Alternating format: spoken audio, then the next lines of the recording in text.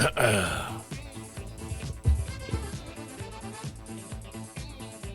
right, let's see where it goes. You ready? Here we go.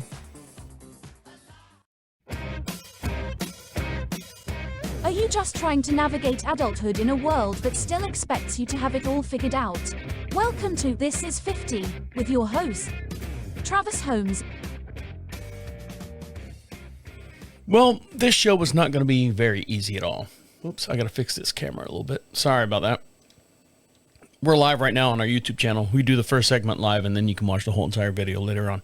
This show is going to get tough. It's not going to be... I'll make it as entertaining as possible, but there's some things that have happened in the last 5 days that's going to be hard to talk about because there's a lot of people involved. There's a lot of moving cogs in this machine that we have here on our property, and this is 50. Welcome to my show. This is my mental health show. I wish I would have done this yesterday. Maybe everything would have been fine. And the household wouldn't be up in turmoil, and the household wouldn't be at each other's throats because of me. Well, not because of me, because I started it. I instigated it. I'm like going, this is how I feel. This is what needs to happen. I'm sorry you don't feel this way, but I'm sorry. I'm tired of sitting by the wayside and not talking about it. So I got into a fight with my dad. Not a physical fight. He's a frail man. But I got into an argument with my dad. And a lot of things came out. No foul language. Just a lot of, hey, in case you didn't know, this is what's going on. I don't know what world you're living in, but the world that I live in is totally different than the world you were brought up and living in now. Okay? So there's two different scenarios. There's your tease.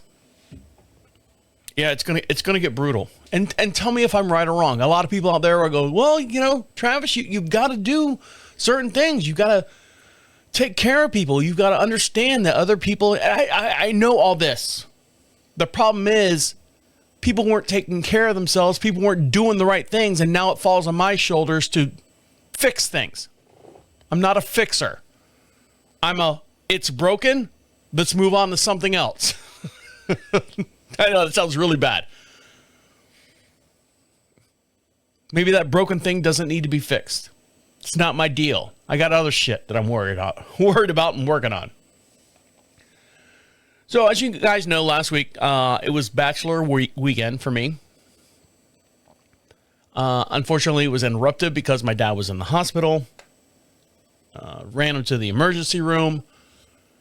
But where I'm going with that, you guys already know all that stuff. And that's part of the conversation that I had this past weekend. My wife was out of town. Her niece is graduating with her master's from UCF. Congratulations. While she's there, she has 3 nieces. Her brother's 3 girls. And they're all over the age of 21, 22, 23, 24.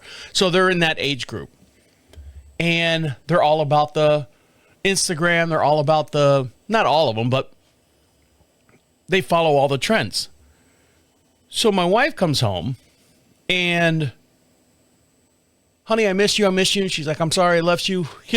You were dealing with your hospital or dealing with your dad in the hospital and stuff. I'm sorry I wasn't there for you. Everything's fine. Everything's fine. She did notice some things about me, but as the show progresses, everything will unfold. But one thing that she did, hanging out with her nieces and them being not Instagram models, but, like I said, they follow the Instagram trends. She was getting ready for work the other morning, and she was doing something with her hair. And I'm like going, well, what happened to your Dyson, whatever, Shark hair blow dryer thing that blows the air from the inside of the handle that you had to have that was like $500 and something? And she's like, oh, I'll still use that. It still gives me great volume, and it does. It works very well for her hair. She's like, but, the girls were doing this with their hair. And so she's getting ready for work at 7 o'clock in the morning. I'm in and out of the bathroom and, doing the house stuff, wiping down counters and just putting stuff away and just kind of bide my time while she's getting ready and just provide conversation with her. She comes out of the bathroom. Her hair looked amazing. I said, oh, wow. She's like, oh, wow, like good or oh, wow, like bad? No, babe, like, oh, wow.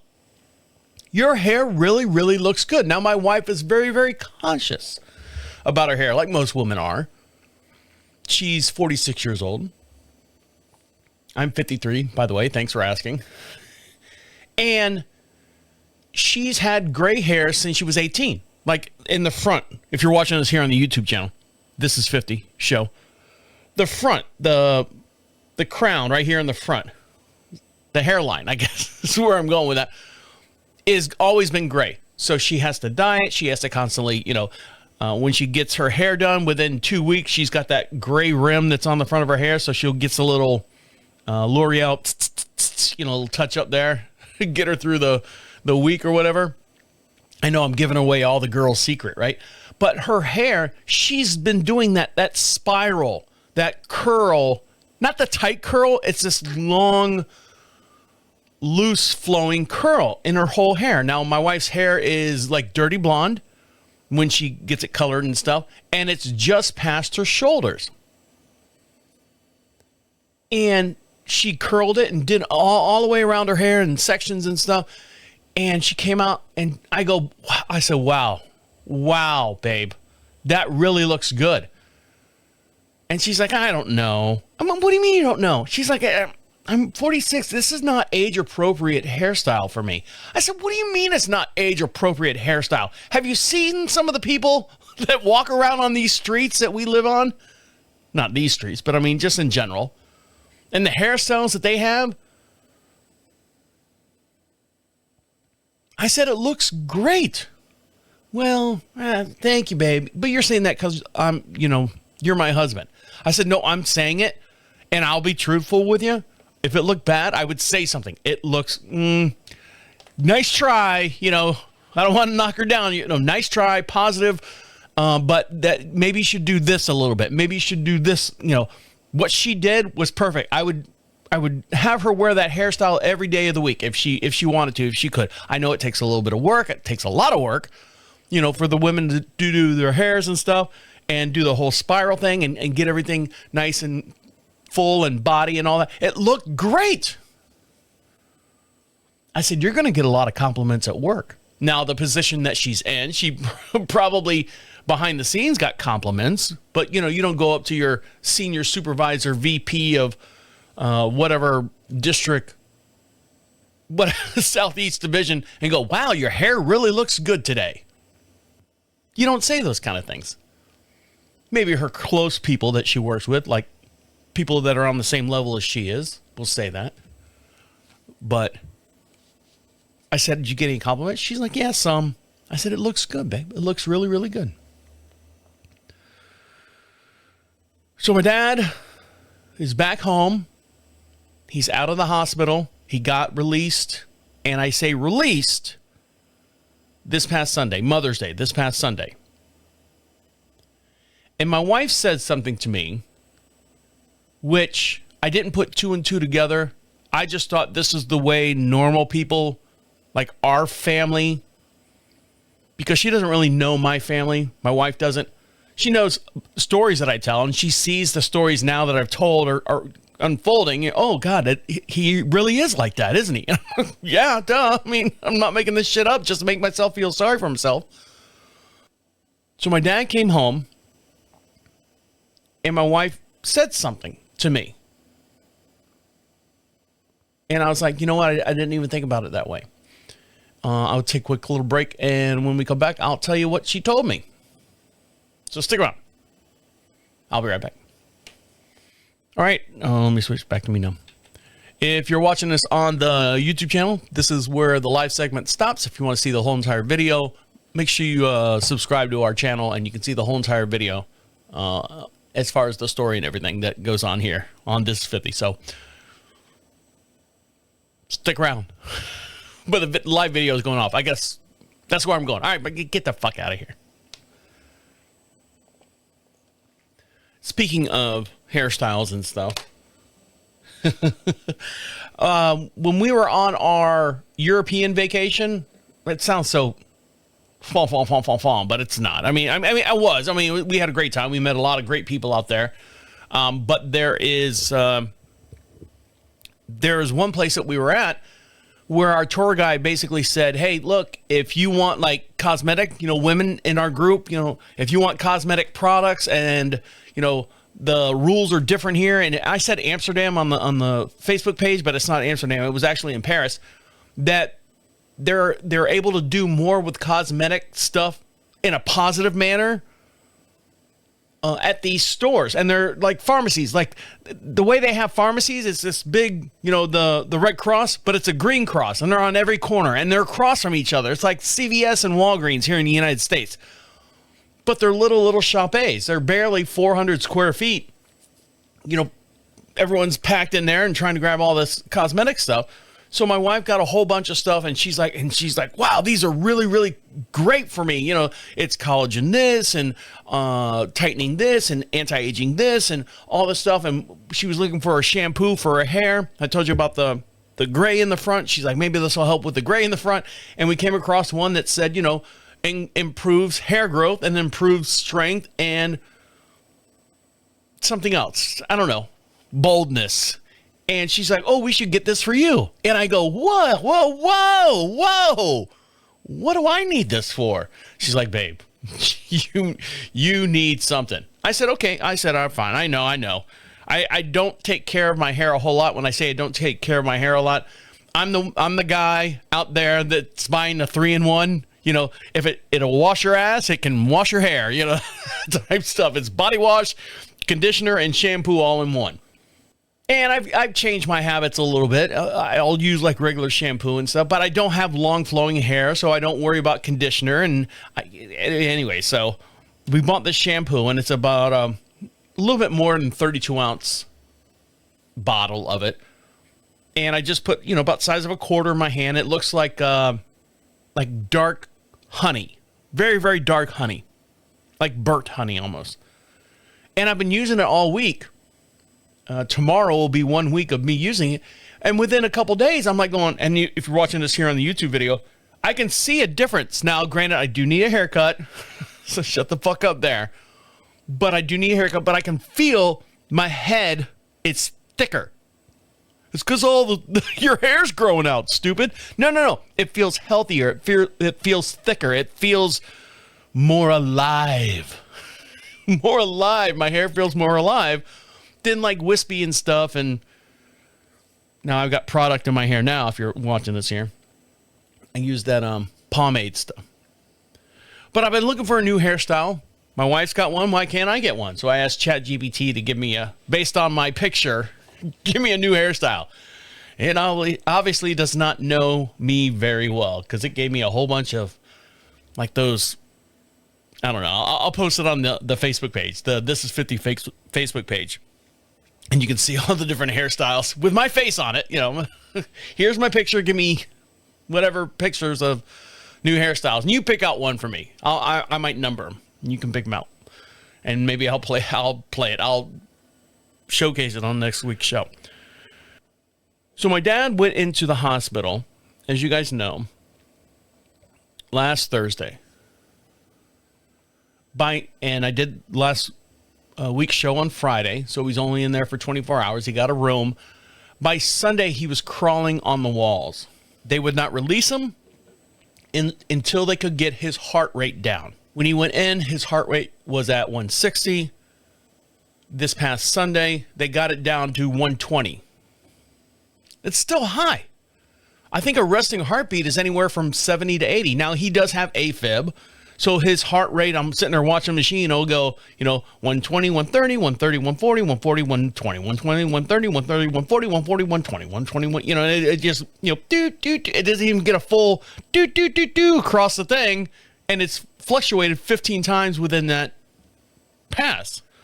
So I go see him in the morning while he was in there, and God knows what happens later on. I see the first cycle of doctors come through, and then I leave. All right, Dad, see you later. I, got to go do work and stuff. The place isn't going to fix itself. So I don't know what happens at night. I don't know what happens when the second cycle of doctors come through. So come to find out, he's been arguing with them, fighting with them, saying, look, I'm stressed out I'm stressed out being here. I have AFib. You're not gonna get my heart rate down unless I go home. No, Mr. Holmes, we can't let you go home yet. Another day.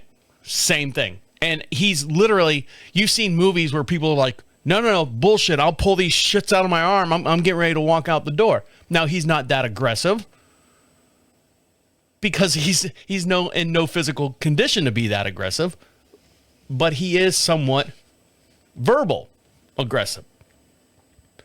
So finally, he talked one of the nurses that was watching. I say nurse, PA. Look, I need to go home, is what he says. I need to go home. If I'm at home, I will relax. I can't relax here at the hospital. Of course, nobody wants to be there. So they agreed. So I get a text Saturday night. Hey, they're going to let me go Sunday morning. I said, oh, really? Yep. Did you get your heart rate down? Nope. And his response was, they'd done everything they could with the medication that they have, and I'm not improving. So they're going to send me home and monitor me at home. I said, okay. Text, I'm just thinking, all right, that's the way hospitals are. I'm not familiar with all this stuff. I've been in the hospital one time. We talked about it here on the air. Well, 2 times, technically, being born and stuff. I said, text me when they let you release you, and I'll come pick you up. He can't drive. Sunday comes. Breakfast comes. Lunchtime comes. I'm like, what's the deal, Dad? What's the... Well, they got me disconnected and stuff, just waiting for the paperwork to go through. And 1 o'clock on Sunday afternoon, Mother's Day, he texts me and says, I'm waiting for a wheelchair. They're releasing me now. So I go up and get him. Throw him in the truck, drive him home. He's weak from sitting in the recliner chair for the last 4 or 5 days or whatever the math is on that. And he gets in the house and goes to his bedroom, his little cubby, his little dungeon there. Sits down, and I say, can I get you, I'm trying to be nice. Can I get you anything? Do you need anything? Have you eaten yet? Do you need anything? Well, can you get me my, I have to do his voice. I don't want to do his voice because I had a fight with him. But he goes, can you get a tea and a thing out of the refrigerator for me so I can have something to eat tonight? Okay, fine, Dad. Frozen meal and a gallon of tea coming up. So my wife comes home. She gets home about 3:30, 4 o'clock from Florida. Her flight lands. She gets home, and she's like, so? She's looking at me like, how is he? I said, he's home. Is he better? I said, no. I said, his heart rate and all that stuff is way up in the air and everything. She's like, look, this is your family. He's your dad. I said, yeah, okay. She goes, but I'm so pissed off right now. I said, what do you mean pissed off, babe? What? I feel like I've done something now. I don't want to piss her off. She goes, how selfish is it of him to now put this burden on you and me when he had 24-hour care at the hospital?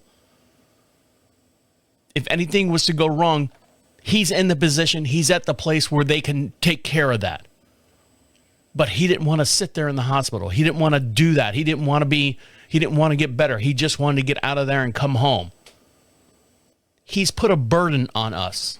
And when she said that, I go, oh, well, I really didn't think of it that way, but now I'm pissed off. now I'm, yeah, I just, being naive and not being through this. Now, my wife has been through this several times with her mom, her parents. You stay there till you get better type deal. And she's very, very, putting her foot down type person. So I understand where she's coming from. And I go, I never even thought of that, babe. I just thought that's what people do. Their dad comes out of the hospital, you take care of them, and that's it. Now, I'm not going to, quote unquote, wait on him hand and foot. I've got my own goddamn things going on, and I got other problems and issues with him. But she's like, how selfish can he be to put this burden on us? If he's to fall, if he was to pass out, if he was to do something, his heart rate goes up, something like that, that's on us. We have to monitor him. We have to be his caretakers. Now, she's not saying it to be, malicious or anything like that. And she's not trying to be mean, but she's like, you have to understand, babe. This is all on him. And now he's pushing that on us. And we should not have to deal with it. And everyone out there, well, it's your dad, Travis. It's your dad. No. I'm going to dive into a little bit more of what, now that she said this, my wife said this, it started opening up other doors and other scenarios in my head. I'm like going, yeah, you know what? You're fucking right, babe. This is bullshit. And I'll dive into that when we come back. So stick around. I'll be right back. I don't want to do it. I don't want to do it. If I yell loud enough, they'll hear me. And maybe they'll say something. My neighbor's next door. The one with the 15 kids. Not 15, The one that homeschools all their kids and stuff are having their annual end of the year dance. It's the end of the year. It's the fucking middle of May. When do you guys get out of school? They're all homeschooled, and the whole homeschool community that they have here, ages whatever, 13 to 17, they have their annual dance at my neighbor's house next door. We've been doing this podcast now I figured it out. We've been doing it for almost 4.5 years. March being the 4-year mark. So maybe not a half. Just over 4 years. Let's put it that way. And they're homeschooled. They are quasi extremely religious. I guess, is that a oxymoron? The music that they play, it's like all from the 80s when, cocaine and hookers and all that stuff was great. They don't understand it. I love the song. It's got a nice hook to it. Doot, doot, doot, doot, doot, doot, doot. So I've been doing their end of the year prom dance or whatever. And I got stiffed a couple times. We had some falling outs. Not falling outs like arguments and stuff, but I was like going, all right, nothing? I get nothing? I got to do this shit all myself? Okay. So next Friday is their annual dance again. And I told myself I would never do it again. Not after the one guy privately hired me, quote unquote, to do his going away to another state party. I don't know. They're fucking weird, man. They're fucking weird. Anyway, so I've got to go set up everything. And everything I have here in the studio, I have duplicates of. So the mixing board, the microphones, all that stuff, so I don't have to disassemble anything. Just because of all the other podcasts that I do, I don't want to have to disassemble and everything, so I just bought double of everything. So mixing board, the microphones, we have big PA speakers and all that stuff, so we can do live events. And this is one of the live events I do. So I have a laptop, I've got, external drive of all this music and stuff, but they don't like my music. Oh, is that Highway to Hell? Oh no, we can't have that. That's horrible. We can't have that. So I'm like, God damn it. I said, all right, I'll do it. I'll do it this year. And it'll be next Friday. So here's the thing. Let me give you a little rundown of, I'll get back to my dad. Don't worry. Let me give you a rundown of what's going to happen next week. So I'm going to go over there, set everything up about 1 o'clock, come back, do this show. So stick around for that one. Once I wrap up this show, I have to be back over there. And it's literally like next door. When I say next door, we sit on 22 acres. So it's not like I'm, just out the sidewalk and back around to the next driveway. No, I have to physically walk through like trees and stuff to get there. Or I can take the side-by-side and drive it around, and you get the point there. and quote unquote DJ this thing. And when I say DJ, let me tell you something. Hit a button, play. Oh, you don't like that one? Hit another button, play. I don't say anything. I don't do anything. I sit back. I have a cup that I hide all my beers in. I'll go outside. Excuse me, I'll be right back.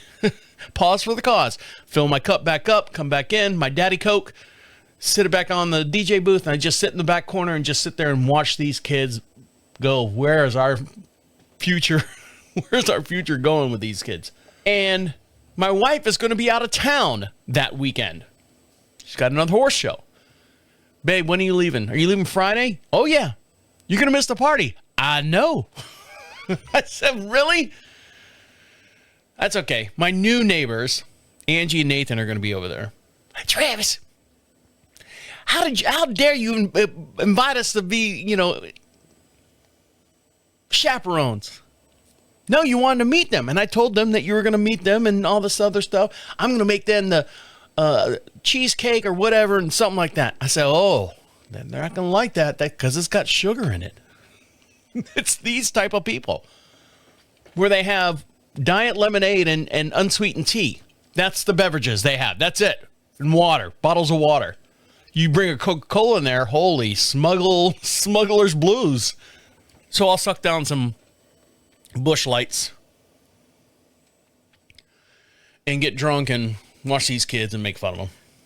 So when my wife said, the whole burden thing, like I said, it opened up a bunch of different options and doors in my mind.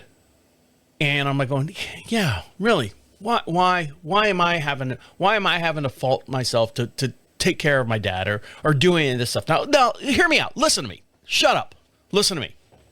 I know I told you this show's going to be a tough one because when it all comes down to it, things were said. Even right now, as we speak, I've said 3 things to my dad. Hey, your groceries here. And that's it. Not for lack of not talking to him or avoiding him, because he hasn't come out of his room yet. Where I'm pissed off the most about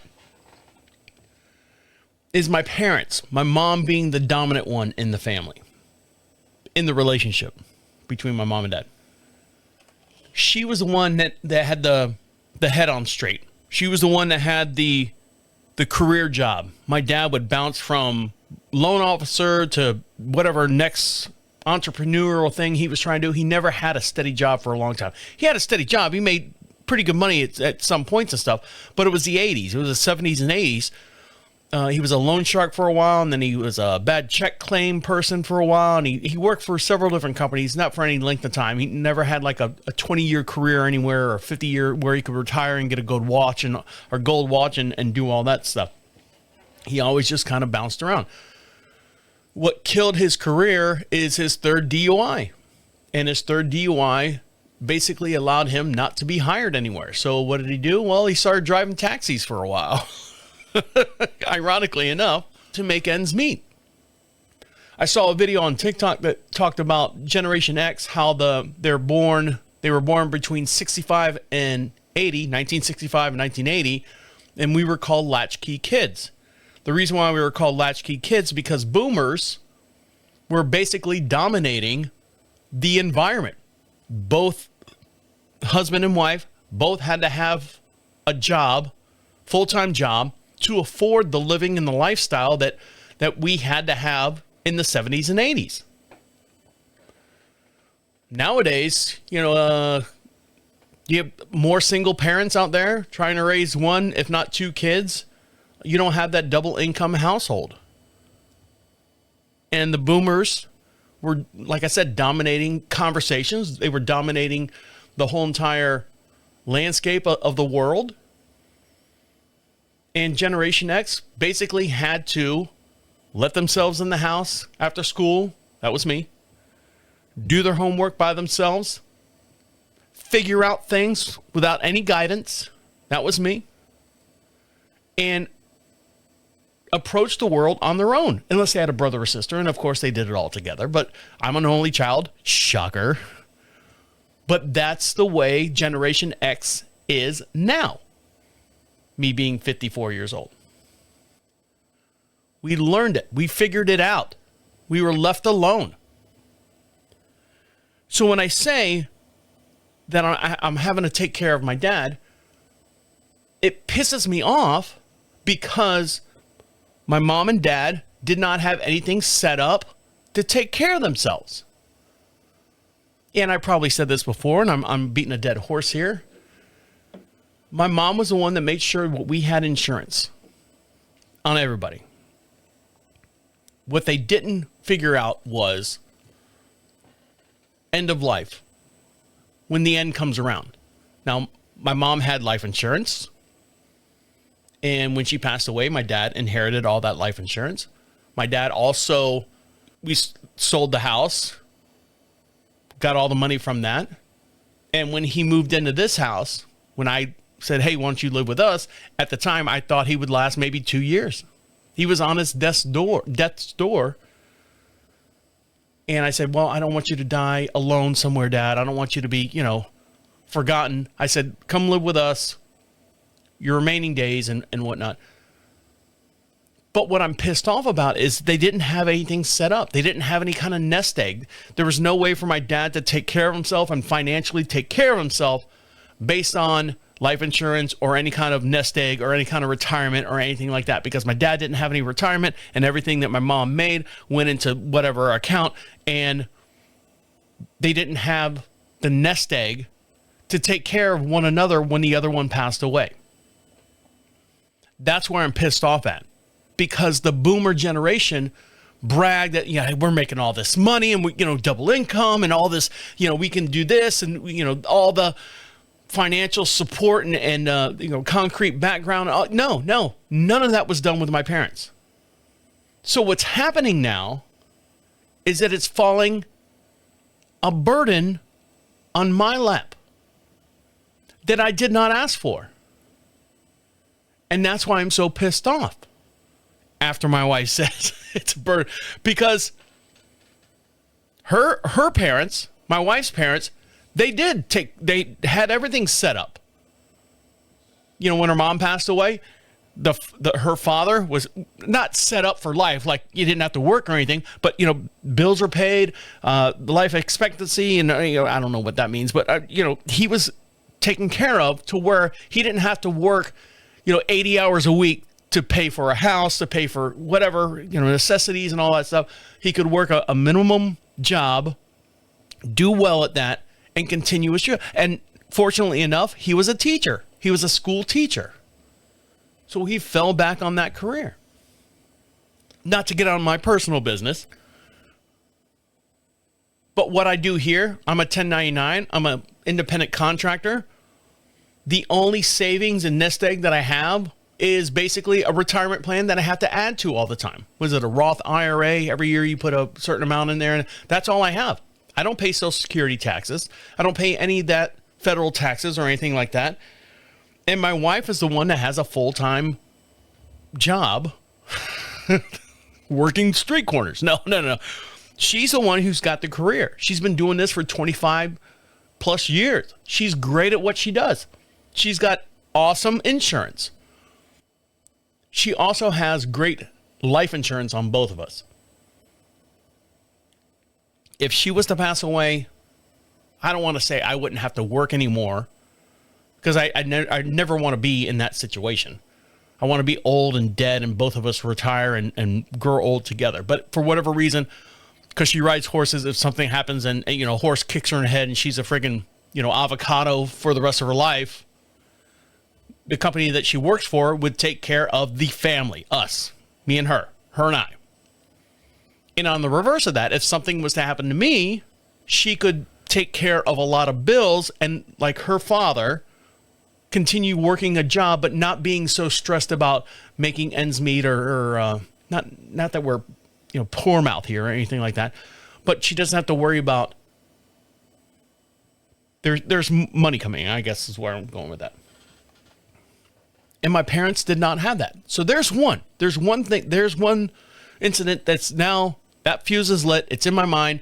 Actually, two fuses. One fuse, the burden thing. I never thought of that. Second of all, This fuse was a long fuse that I've been dealing with for a long time since my mom passed away 4 years ago. This fuse is still burning. That fuse is still burning. So it led into an argument, a discussion. No, it was an argument. It was a fight. It was where people were throwing their hands up. I'm going to take a quick little break, and I'll dive into that a little bit more. I know this, I told you, it's going to be a tough show because I don't know where it's going to go. I don't know what's going to come out of my mouth as far as the argument and the discussion that we had. And I say discussion, the statements that were made. So stick around. I'll be right back. So it's Friday. Yay, Friday. Yay, Friday. A lot of people out there working for the weekend or working for the weekend. Did we figure that one out yet? A couple of you guys emailed me and said, no, it's this way. No, it's that way. A couple of people posted it on our YouTube channel and our Facebook page. No. They meant this. They meant that. I'm still confused because it can go both ways. And this weekend, as you guys know, I go grocery shopping every Friday. Go to Walmart, hit the big center there. My wife goes, I don't know what to make this weekend for me. I said, well, I know what I'm making for me. Normally my wife and I, we make a big meal. We have it, on Saturday evening, leftovers on Sunday. My dad's part of the whole, we make a hot meal for him. It's the least we could do. And then my wife will pick on it for the next, until next week or whatever. This week I said, I'm sorry. I am digging the sushi rolls.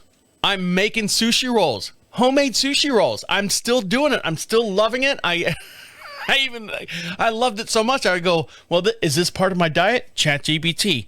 Yes, Travis, what's wrong? I'm making my own homemade sushi rolls at home. This is what I'm using. This is what I'm using now. And blah, blah, blah. This is the recipe that I have. That looks really good. For weight loss, you can have one roll, which is anywhere from 150 to 250 calories. Be careful because if you have 2 rolls, that could go up to 700 calories based on how much rice, that blah, blah, blah, blah, blah. And I go, well, what do you consider a roll? Are you considering like an actual ring or the whole entire log? That's what I would call it, a log. Ha, ha, ha. You got me there. Yes, the log is the roll. I'm sorry. I should be clarified more. I'm like, oh, sweet.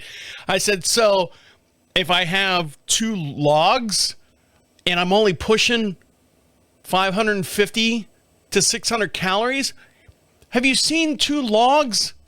Have you gotten 2 logs at a restaurant? You feel stuffed. Oh, I'm so fat.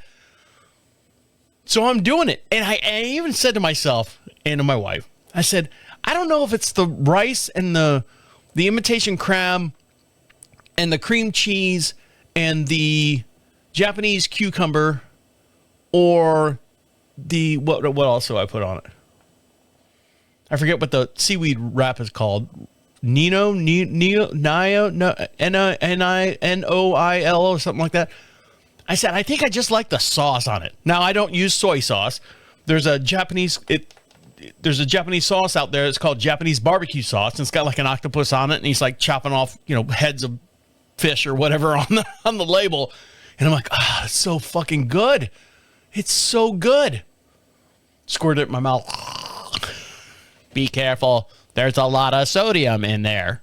Okay. Thanks, ChatGPT. Is there any left for me? No. So I'm making that this weekend. Again. Oh, it's so good. And one of the guys that listened to the show that I went on the European trip with, and I showed him he's like, wow, that's really cool. I showed him a picture of where I made or what I made, and he goes, eating clean, make it at home. And I kind of go, yeah, that's what I'm doing. I'm eating clean, eating it at home. It was delicious. I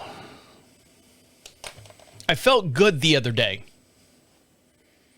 I know, I'll get into my dad's story. This is going to lead into it, believe me. So with my dad being home, mark this off real quick. I know I'm clicking pens. So let's backtrack a little bit. I felt good the other day. The reason why I say I felt good, when my wife came back from her trip to Florida, and it was like, she got home Sunday night. Monday she worked from home, so we spent all day on Monday together. Tuesday, she's like, babe, are you okay? I said, yeah, why? She's like, I don't know if you noticed this, but your whole entire attitude has changed. And I said, well, what do you mean? She's like, you're stressed out. I can tell you're stressed out. I'm giving you softballs as far as jokes that you normally, you have a response to, and you're not responding to them. I said, really? She's like, yeah. I said, huh. I didn't realize that. I'm sorry, babe. I'm sorry. I'm trying to, compartmentalize all this stuff in my head. She's like, yeah, you changed a little bit.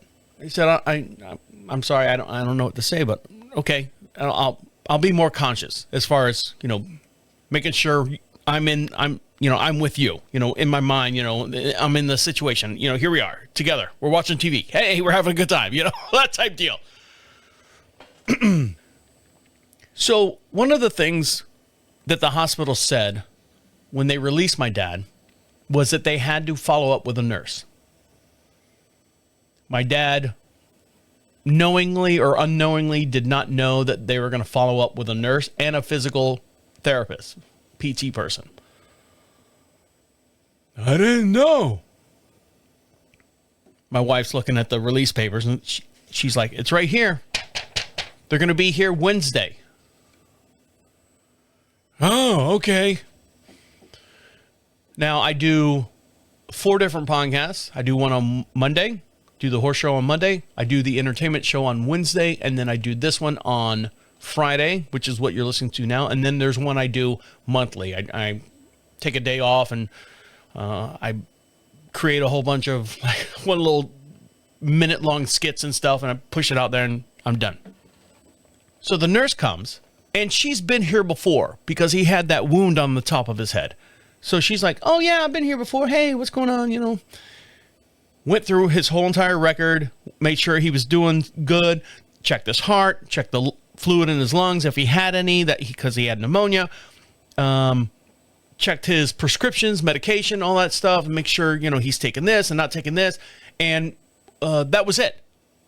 She was there for about 45 minutes and then went away. See you later. As I finish up the Wednesday show and I turn around and I start editing the show and stuff, I had this warm feeling that came over me where I was actually happy. I don't know what it was or what caused it or what endorphins or whatever in my mind or chemical in my body. I just felt happy. I was like, wow, it's been a goddamn long time since I quote unquote felt happy. And when I say felt happy, there was not a stitch of worry or stress in my mind. That's what I mean by happy. I'm happy. I'm happy with my wife. I'm happy with my career. I'm happy with where we live. There's different types of happy. But I'm sitting here editing the podcast from Wednesday, and I just kind of stopped and took a step back, and I go, and as soon as I felt that way, I go, wow. I texted my wife. I said, I feel happy today. And she knows exactly what I'm talking about when I tell her that. She's like, oh my God, that's so great. You've been fighting to get to that point again. Now, it wasn't medically induced. I do take an anxiety pill in the morning. I take one at night. But I'm sitting here, 4 or 5 o'clock in the evening time. I haven't taken, I'm far away from the morning one and getting ready to take the night one. I said, I feel happy. She's like, that's great. And I also have been waking up at 2 o'clock in the morning, like everyone else does. And I'm up from 2 o'clock to 5 o'clock. Yeah, when I say I'm up, I'm not up like, I can't go to sleep. You just wake up. I'm up, go to the bathroom, lay back in bed. And for whatever reason, my mind has been pulling memories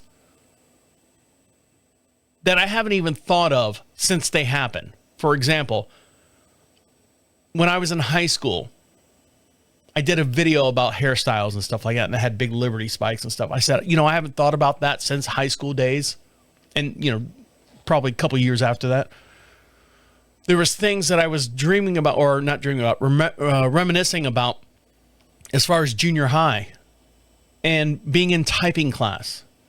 And I'm like going, I don't even know why my brain's pulling these old memories out of my skull, out of my back, out of my reservoir of memories of me as an adolescent.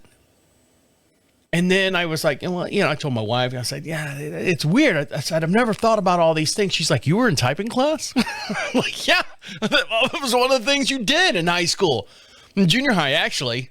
It's middle school now. That's how old I am, She's like, huh. And I said, isn't that what your body does, like right before you die? Doesn't it pull like all these these good feelings of memories and stuff out of your subconscious? So your body knows that you're going to die, or your body knows that you're going to die soon. So it just kind of floods your memory banks as far as all these good thoughts and all that stuff. She's like going, yeah, but you're not dying. I go, well, I don't know. It was a weird thing. I felt euphoria. I had a good friend of mine who's now dead, who used to do heroin. And I said, well, how does it feel? How does it make you feel? And he goes, you don't have a care in the world. You think you're a superstar. You think you're a rock star. That whole entire time you're on heroin. I said, yeah, but you're laying in the corner with your eyes rolling back in your head. He goes, oh, no, man. He goes, that is the best feeling ever. And he was honest with me. I've known him since we were kids, skateboarding down the street and stuff. He was honest with me. And I said, then what? He goes, well, then, of course, it wears off and your body aches. And then you start robbing people and all other stuff.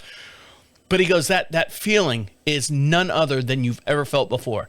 Now, I'm not saying that happy feeling that I had was that happy feeling like heroin, but I could relate the two together. And I was like, but why am I pulling these memories from stuff that happened that I haven't even thought about in years? Where are we at on time?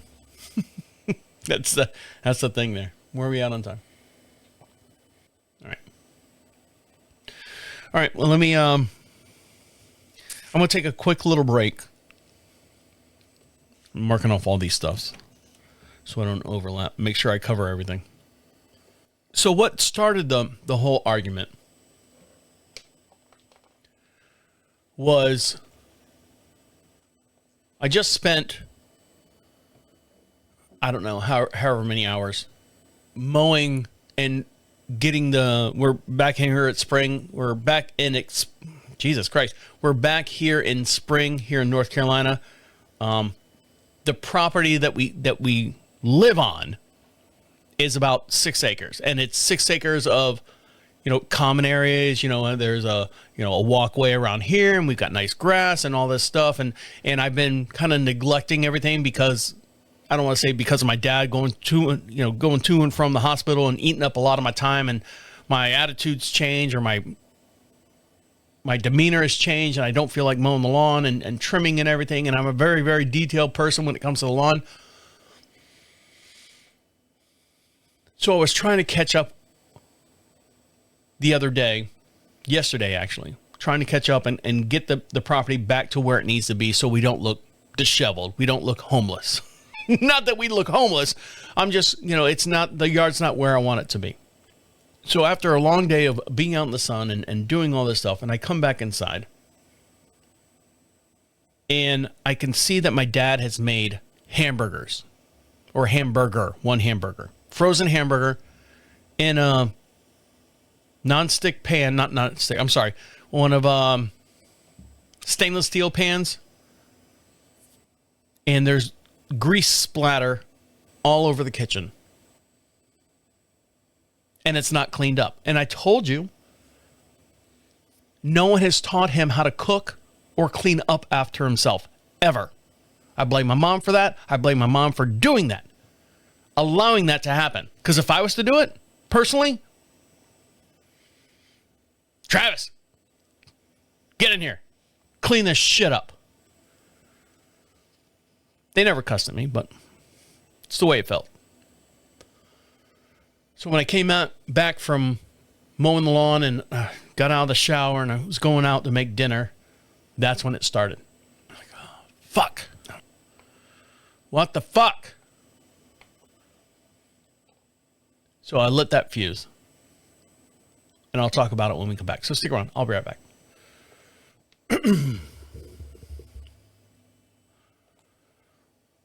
There is nothing I like better this time of year than the smell of suntan lotion,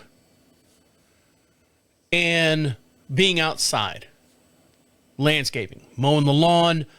I had a landscape business in the peak of the bubble. If you guys know what the bubble is, that's when the housing markets, they were like, you buy a house for $500,000, you turn around like in 2 months and sell it for $650,000 because they were doing these fraudulent loans and hiding things in the loan process and all that, and people had money, so I took advantage of it. I had a landscape business. I would go out there, and it was nothing for someone to spend $35,000 to have their whole entire landscape redone, and we come in with machines and do everything. I'm like, all right, see you later. Let's take a week and go on to the next house and do another one, and I love that. Actually, a little background on myself. I went to UCF for a while and got what they call at the time, it was an effing... No lie. It was called a Florida National Growers and Landscape License. And you have to take a course. It's almost like being a botanist. I mean, it's not anything to sneeze at. I mean, it's a year-long course that you have to take. And because I had all that, I could learn all the different plants and what works with this and all that stuff. And living in Florida, you just learn by osmosis of everyone. So I had a landscape company. It lasted probably about 5 years. And then I saw the $35,000 jobs go away and the $15,000 jobs go away to where it was cut down to just me mowing lawns to keep bread on the table type deal. So I sold the company to a guy, made a pretty good, amount of money on that. And I went on to do something else. So to smell that suntan lotion reminds me of being in Florida. Reminds me of landscaping. It reminds me, because at the time, when we were at our peak of the business, I had a boat, huge boat, big old 30-foot, not 30-foot, I take that back, 26-footer with a swim out on the back and, bathroom and shower and all that. It was a great boat. It was a weekend boat. We loved it. I actually bought it to impress my wife. I did. She helped me test drive it and do all that stuff when we first started dating. And I go, do you like this boat? Is this a good buy for a boat? She's like, oh yeah, this is really nice. This is really nice. And I go, okay, we'll take it. Sign the paperwork, sign the checks. And I bought the boat for us. Because she was a high class gal. I'll tell you what, we enjoyed every minute on that boat. The two of us, we had so many adventures. So when I smell sunscreen and the suntan lotion and stuff, it just brings me back. I love that smell. So after doing all the landscaping and stuff here on the property, and that euphoria as I'm wrapping everything up and I'm blowing the grass away and just smelling that, it was a nice cool, like 75 degrees here in the Carolinas, and it's beautiful and the sun's out and I'm getting a nice little, my Florida tan, my native Florida tan back. I go in the house and I'm like, well, I'm going to make a, air fryer, a couple chicken breasts in there, throw it in there, 18 minutes. So I'll throw it in there, and I'll go back out and finish up or take a shower, something like that. 18 minutes I got. When I go in the kitchen, it's friggin' splatterfest all over the countertops and everything. And I go, and I look in the sink, and there's my dad's pan that he uses to make his frozen hamburger, which if you put a frozen hamburger in a pan, it spatters all over the place. So everything's covered. Everything's covered in grease. And I can hear him sitting in his bedroom, listening to whatever show, watching TV. So I said, well, I guess I got to clean this mess up. So I start cleaning everything up. Watching my chicken. Once I got everything cleaned up, went and took a shower, came back, flipped my chicken over again, and continued cleaning up the countertops.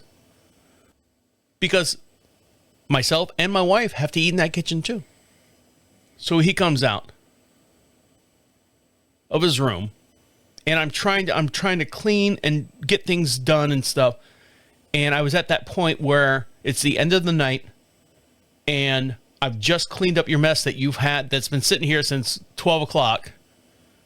And he walks out, and I'm trying to make my meal and get the vegetables ready and all that stuff. And he comes out, and he's got to have his fucking tea. If it's tea, he takes 2 sips of tea out of his friggin' carry-along cup that's 22 ounces. He's got to come out and fill it up again and go back into his room. But every time I'm in the kitchen, he's in the kitchen. I know there's the Ice Cube joke in there with, what's his name? How come every time I'm in the kitchen, you're in the kitchen, drinking the goddamn Kool-Aid and eating everything out of the refrigerator? And I was at this point, I go, Dad, do you have to be out here right now? I gotta get my tea. I said, Dad, can I have 5 minutes to fix my meal, and then I will be out of here, and you can do whatever you want. Can I just have 5 minutes in this kitchen after cleaning up your mess? I didn't say that. Can I just have 5 minutes to fix my meal? Travis, I'm just getting my tea. He doesn't get it. He doesn't fucking get it. I don't need you here. I'm already at a point with all the stuff that all these fuses are lighting off in my mind already, being a burden and not having backup as far as your life insurance and no one to take care of you. And I've got to take care of you. And you wanted to come home early, and now we got to do this, and now we got to do that. And another thing, on a side note, I was supposed to take my truck in to get, I know this is very, very shallow, but it was already set in stone before he went in the hospital. My dad was I had to drop my truck off to get some detail stuff done. And I can't do that now. I had to reschedule that. And now I'm like, oh, how am I going to do this? My dad can't fucking drive. And can I just have 5 minutes, Dad? 5 minutes to make my meal, and I'll be out of here. I'm just getting tea.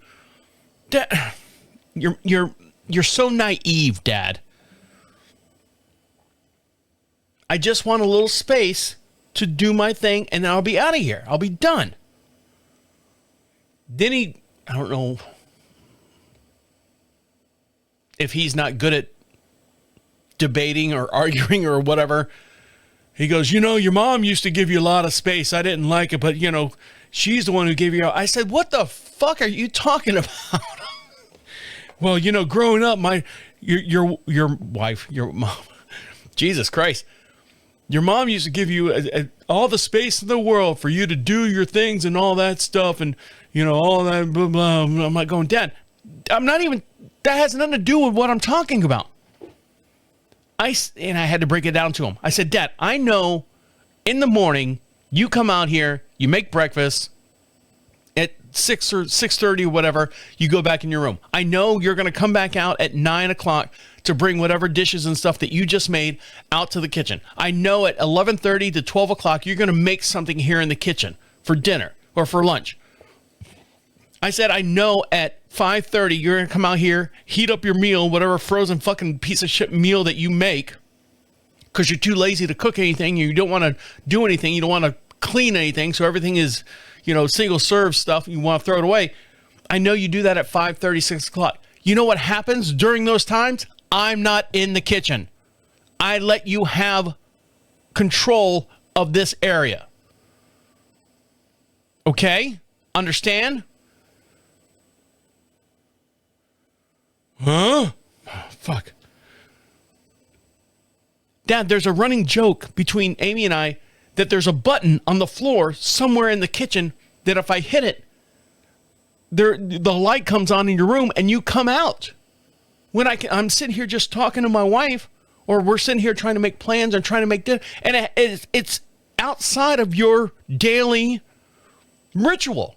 We make sure that we give you the whole entire kitchen to do your thing. Can you please do that for us? And now this is not the first time I've said this to him before. I've said it to him a year and a half ago. I probably talked about it here on the show. I'm sure I have. Well, and now he's back in his room. Now he's throwing his up his arms and stuff. Well, Trav, I'll just move out. Oh, really? Yeah.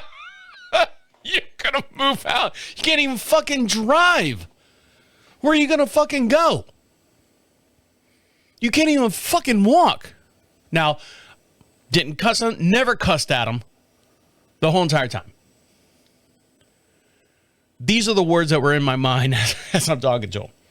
And you say, well, Travis, he's your dad. He should be able to come in and out. And, you asked him to be in your house and you asked him to do all this stuff. Yes, I agree. I asked him to do all this stuff. I asked him, hey, you're welcome to come in our house. Our house is your house. But there are some sensibilities and stuff as far as being a human and being an adult, a 79-year-old adult. He'll be 80 next month. And realizing that, hey, your son, who you don't even fucking know, and the reason why I say that, oh God, here we go. Get ready for this, fire hose. Remember I told you about the boomers and the latchkey kids and stuff? You know who took care of me growing up? And my dad even told me, you know who took care of me growing up when I came home from school, elementary school, junior high, all that stuff? Was a retarded man. I know that sounds horrible. My mom had a retarded half brother. And he lived in our house growing up. So he was, quote unquote, my babysitter. He was the adult by law, even though he was fucking retarded. And when I say retarded, he was not like, he's like drooling on himself type stuff. He was more Rain Man with a 10 more points to his IQ. Like he could go to work, he could do a simple job and then come home. He had a job. The reason why I bring this up is because my Uncle Jim, his name was Uncle Jim, would constantly clean the kitchen. That was his job. He would do the laundry, he would clean the kitchen, and now and then, my mom would say, "Oh, Jim, the bathroom's dirty. Can you clean our bathrooms?" Yeah, they fucking abused him like you have no idea. He was the fucking work rat of the house. And every check he got went right in my mom's bank account. They gave him a small little allowance, but everything that he made went right into the account. When my dad used to come into the kitchen, same scenario. The house that I grew up in, when my dad would come in the kitchen, if Uncle Jim was in the kitchen, and it was a galley kitchen, so there was a walk-through all the way through, Uncle Jim would literally put his head down, retarded Uncle Jim, would put his head down and leave and almost stand in a corner waiting for my dad to leave the kitchen, to fill up his tea or whatever my dad was doing. See? Do you see the pattern there? You see the pattern? My dad walking in the kitchen, filling up tea and stuff? There's a pattern there. And when my dad would leave the kitchen, Uncle Jim would go back into the kitchen and start, making, a lot of times he would make dinner. He would chop up onions. He would make his own spaghetti sauce. He had a recipe, and he was like that, like I said, that Rain Man type deal. If you gave him a recipe, he would follow it to the T every fucking time. It would be fucking perfect. Whether it was goulash, whether it was spaghetti, whether it was, that type thing. So when I sit there after working all day out in the yard, smelling like sunscreen and stuff, and I'm now dealing with my dad who's now a burden because he can't drive, he can't do this, all this other stuff. And I'm trying to do things myself, and I just wanted 10 minutes in the kitchen, 5 minutes, 4.5, okay? And he comes in there, and I'm like, can I have 5 minutes? And I'll be out of your hair. I think back to when he used to make my Uncle Jim leave the kitchen and stand in a corner while he came in, filled up his little tea glass or whatever with tea, and go back in the other room and watch TV. When the pitcher of tea was low, he'd put it on the counter and go, Jim, you need to make more tea. No, okay, I'll make some more tea. And he would. Well, I'll just move out, he says. Dad, you don't have to move out. You just have to be a little bit more conscious. You have to be a little bit more, what's the word I'm looking for? Whatever it is, it's not coming to me, and it doesn't come to him either. So that's the argument that we had the other night. Just give me 5 minutes, Dad. I'll be out of your hair. We do the same for you. You might not realize it. You might not see it. Amy and I make sure that we are not in your zones, your time zones, as far as being in the kitchen at one place. So that's it. That's what happened. That's the fight. So right now, as we do this show every Friday at 3:00. It's 4:21 right now. I've been talking to you for I don't know how long now, a little over an hour and a half on the video. That's where we're at right now. Who knows? He asked where his car keys were today. Where's my car keys? Well, they're outside on the hook. Why? Where are you going? I just want to know where they are. Are you getting an apartment somewhere? Some kind of bachelor pad, flat or something? So, we'll see. You'll hear it all next week. Right before I do I'll do the show right before I do the prom party. All right, guys. I appreciate you listening to me work all this stuff out. I'll talk to you later. Okay. See you. Bye.